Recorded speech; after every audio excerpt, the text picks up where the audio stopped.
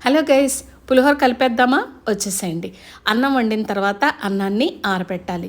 అన్నం ఎంతైతే తీసుకున్నామో దానికి సరిపడంత ఆయిల్ కళాయిలో వేసుకొని అల్లాన్ని సన్నగా తరిగి పచ్చిమిర్చి, ఎండుమిర్చి, కరివేపాకు, శనగపప్పు, మినప్పప్పు, పల్లీలు, ఆవాలు రెడీ చేసుకోవాలి.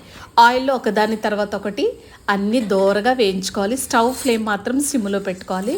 అన్నీ దోరగా వేగిన తర్వాత కావలసినంత పసుపు కూడా వేసుకోవాలన్నమాట. ఒకదాని తర్వాత ఒకటి వేసుకోవాలి. పసుపు కూడా వేసిన తర్వాత స్టవ్ ఆఫ్ చేసి రైస్ ఆరిపోయింది కదా, లెమన్ జ్యూసు మిక్స్ చేస్తున్న తర్వాత సరిపడంత సాల్ట్ వేసి మనం పోపు ఏదైతే వేసుకున్నామో అది మొత్తం అన్నంలో వేసి మొత్తం కలిపేసేయాలి. మొత్తం మిక్స్ అయిపోవాలి.